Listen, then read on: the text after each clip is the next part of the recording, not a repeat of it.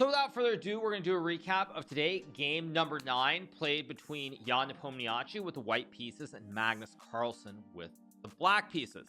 So obviously, as people know, Jan has lost 2 of the last 3 games, so he's currently trailing the match by a score of 5-3. So he definitely wanted to come out, try to do something very aggressive with the white pieces. And for that reason, Jan chooses to start out this game by playing the move pawn to c4. Now again, I have been clamoring for Jan to play c4 for some time. I think after the first 2 games, when I felt like he got minimal edges in the Rui Lopez, the anti-martial name, I felt that he should probably switch it up, and indeed after a couple of losses, he does finally switch it up by playing c4 and offering to play the English opening.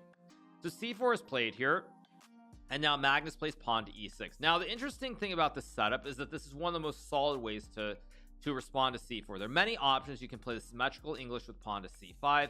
You can also play pawn to e5 as well, followed by knight f6 and d5 to take more of the center. Now e5 on move 1 has been played a lot in previous matches. There was a game in the last World Championship match between Magnus Carlsen and Fabiano Caruana, which did in fact feature this open English with knight c3, knight f6, knight f3, knight 6, g3, d5, takes, bishop g2, and then I believe Fabiano played the move bishop to c5 here. Now again, this is another way to play, which is also very solid, but there are many tries for white to complicate the situation. So instead, Magnus plays e6, g3, d5, bishop g2. And now this is really the critical moment, I guess, in terms of the trajectory of the direction of the game here. So in this position, black has a lot of options. You can play very standard with knight f6 here. You can also play d takes c4. You can also play d4, trying to potentially create a Benoni setup. All 3 of these moves are completely reasonable here. So Magnus chooses to play d4, and potentially you would think, well, he goes d4. This probably means we're going to get a Benoni setup. So after knight f3, normally black would probably play c5 here, and we get a position where after d3, knight c6, we have this Benoni setup, pawns on e2, d3, c4 versus c5 and d4. For example, you can have this position out of many different openings where black actually plays it. So say white plays d4, knight f6, c4, c5, d5, e6 here, knight to c3, pawn takes pawn, pawn takes pawn, d6, and you'll notice again that after e4 it's the same sort of structure where black has these pawns on d6 and c5 versus the structure of e4, c4, and d5, and black of course will also probably fianchetto the bishop on the diagonal here. So in the game, after d4, knight f3, you kind of figure that probably we're headed for this direction where we're going to get c5 in a Benoni structure.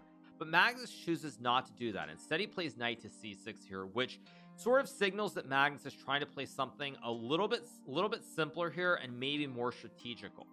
So knight c6 is played, Jan castles, and now Magnus plays bishop c5.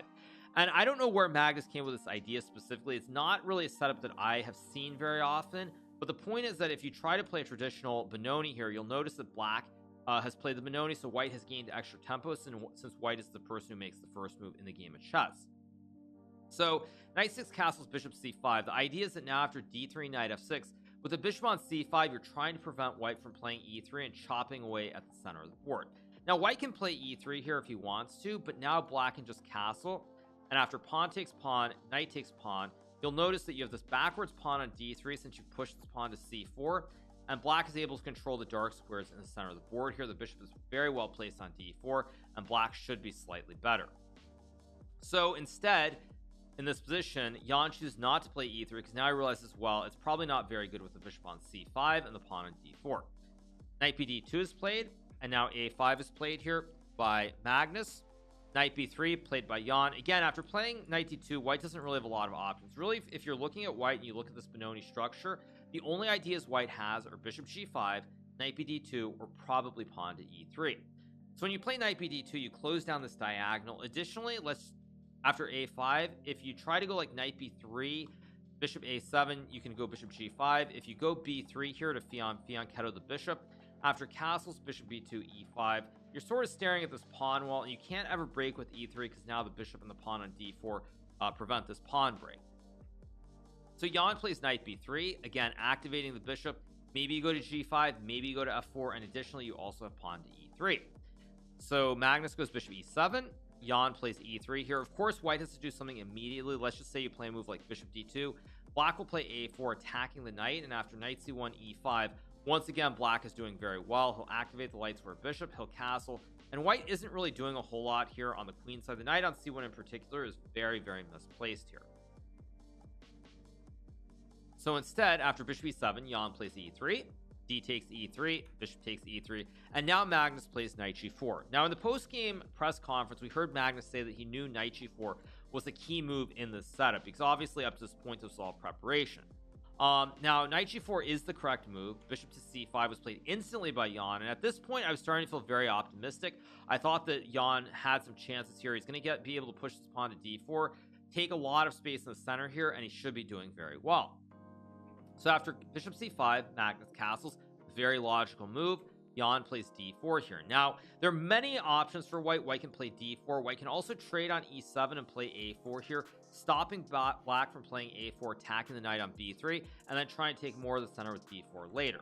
Again, with a computer it's much easier to look at all these lines and sort of conclude what is best versus what isn't best, but Jan plays a move that to me is probably the most principled and in many ways the most aggressive. He plays pawn to d4.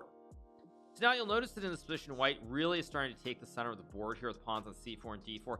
Black has a problem with this development, the bishop on c8 and the rook on a8. In a perfect world, he would love to play a move like b6 and fianchetto the bishop to oppose this bishop on g2 on the long diagonal. But if you play b6 after bishop takes e7, let's say black takes with the knight here, you can now play the very nice move knight to h4, and you attack both the knight on g4, but you also attack the rook on a8 at the same time, and you're going to win a lot of material. Additionally, if black takes with the queen here, you go knight to h4, and it's the same problem where you're attacking two knights all at once. So therefore black can't really play b6, and thus black has a problem with the bishop on c8 and the rook on a8 in terms of development. All the while white has a big center here as well with pawns on c4 and d4, and you have a bad knight on g4.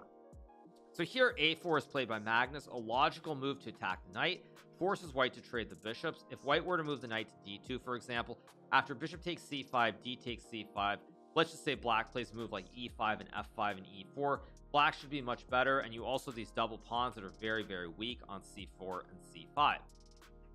So instead, Jan takes on e7 here, Magnus plays queen takes e7, and now knight to c5 is played, and Magnus goes a3. Again, tough position here, many alternatives. One alternative for black to play potentially is pawn to e5 here, and now if you were to say move your pawn from d4, say you capture, you lose the knight. Additionally, if you play d5, I take on c5, you take the knight, and after pawn takes pawn, black is simply up a pawn here. So e5 would have been really interesting. I really would have been curious to see what happens if e5 was played, because there is a line here with rook e1 pinning the queen. Now if black takes, knight takes d4, there's queen takes d4, e takes d4, rook takes e7, and white is simply up a knight here. And in this position, after black plays rook d8, it looks like black is doing fine. d4 is very weak, and in this position there's this crazy move recommended by Sessa, which is pawn to b4. Now this move is an amazing move, a computer move. I do not think that Jan would have found this, especially because in the game he missed an opportunity to later play a similar line. But this would have been very, very interesting with a lot of play for both sides. Instead, Magnus plays a3, which also feels very, very human. He plays a3, and now here Jan takes on a3. This is the moment where I think we can officially say that Jan lost all hope, all realistic hope of maybe having a comeback in the World Championship match. In this position, the only try to keep the game complicated was to play, and again, a computer line, but to gambit a pawn with b4. And after black plays knight takes b4, rook to b1, b6, by the way, this is the best line, and Magnus did mention this in the press conference. He thought that he was relatively okay, but it turns out that after rook takes b4, b takes c5, rook b5, due to this knight that's sort of wayward here on g4 combined with this long diagonal, white should be significantly better here. For example, say black takes on d4. You can now go knight takes d4 with the same problem as in the other lines where the knight and the rook are both under attack at the same time. So this would have been very good for Jan, and Magnus, as he mentioned this, we could have seen this in the game. It would have been a realistic possibility, but Jan chose not to play it. Again, hard to be critical because you are gambiting a pawn here, but I do feel that if he had played this, we would have had a big fight. Instead, Jan takes on a3, and now after rook d8, threatening to play knight takes d4, by the way. Let's say white plays a move like a4.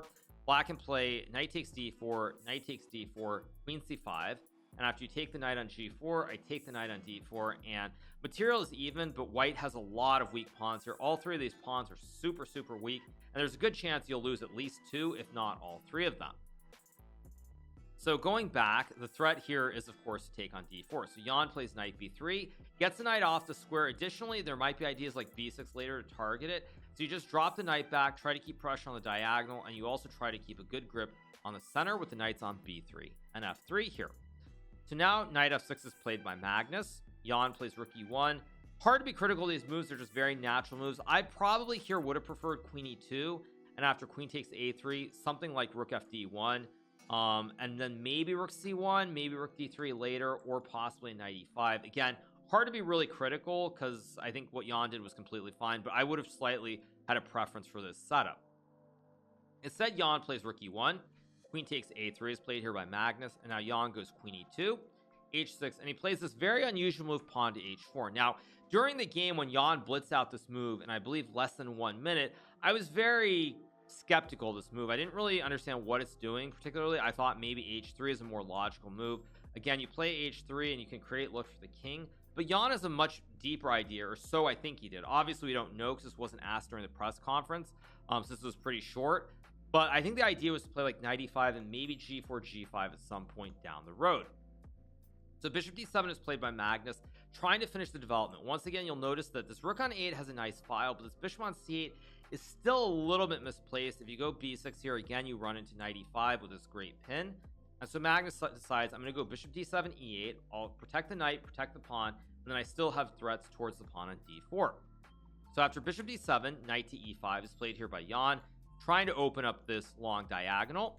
Bishop to e8 is played here, and now queen to e3 is played again by Jan Nepomniachtchi. Idea to guard the pawn, because for example, if you play a move like, let's just say king h2, black can play knight takes d4, and once you lose the central pawn, sure, you can take on b7, but after a move like rook d8 or even potentially rook a5, both of these moves, again, black is completely fine because white has two weak pawns on a2 and c4, and black's king is very safe here. The bishop protects f7, and everything is really well placed for black.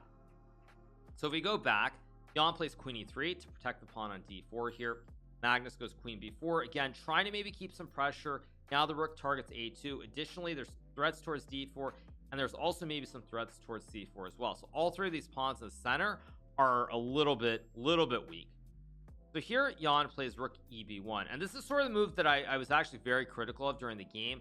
Now engines say that black is completely fine here, but I feel that for humans it's a lot harder to play because it's not really clear what the ideas are, and I would have preferred rook ab1 here. The idea being that, let's say black plays rook takes a2, you can now go knight c5, and black has really only one move with queen d2. After queen d2, rook takes d2. In this position, you have knight takes b7, and black is going to be losing some material. Either he's going to lose the rook on d8 or the knight on c6 here, and white will have an extra rook or a knight if this line occurs in the game. So I would have liked this more because also say there are other moves like knight takes e5, d takes e5, and let's say black goes knight d7 here. Now white is the nice move, knight to d4, and again it feels like this is a little bit better because the rook guards e5, and you can also put a lot of pressure towards the pawn on b7. Now as it turns out, much like in the game, knight g4 was playable here, and after, let's say, queen e2 h5, it's very similar to what happens in the game, except I believe the rook on e1 is much better placed guarding the pawn on e5 versus in the game where e5 becomes a weakness because he puts the rook on b1. So you look at this rook here and it looks very good. So if we go back to the game here where we get this position after queen b4, rook eb1 is played, knight e5, d takes e5, knight g4, queen e1 has to be played. So if you go queen e2 h5, let's look at this position. Now with the rook, this rook on b1, you see the rook in the corner. The rook isn't doing anything. It's guarding a pawn, but it's stuck, especially with the rook on b1 that prevents it from ever moving. So the rook is in the corner, and now e5 is also very weak. Whereas if we go back to the other position, and of course you guys can stop the video and rewind, after rook ab1, knight e5, d takes e5, knight g4, queen e2 h5, the rook on e1 guards e5. Now the rook on b1 is perfectly placed here. So it looks like the rooks have ideal placement, whereas in the game, as we see, the rooks are not as well placed. I have to say, big credit to Magnus. It looks a little bit odd putting the knight on the edge of the board, but Magnus correctly assesses that these pawns on f2 and e5 are going to be very weak. So if white goes queen to h5, as I said, the rooks are misplaced, e5 and f2 are weak. Your knight is also kind of a little bit weak, and black has perfect placement. Rooks are ideally placed, both on open files. Queen is very well placed, and black should just be better here. So after knight g4, Jan plays queen to e1, and now Magnus trades the queens and plays this move pawn to h5. Again, it looks like you're losing a pawn on b7, but if you try to guard it, let's just say with a move like rook a7 to double up here, very logical move. After f3, your knight is trapped. If your knight goes to f6, I capture. Knight goes to f2 or h2, I capture with my king. If you go to e3, I also capture with my rook, so you would lose your knight. So Magnus plays h5, which does gambit a pawn, and after bishop takes b7, he plays the very tricky move rook to a4. Now, oddly enough, this is not the best move for a couple of reasons. A better move would have been rook a7 first, and again, this is a computer line, and the sole reason this is better is that after white plays bishop g2, now you can go rook a4 to attack the pawn. Now, of course, Magnus is he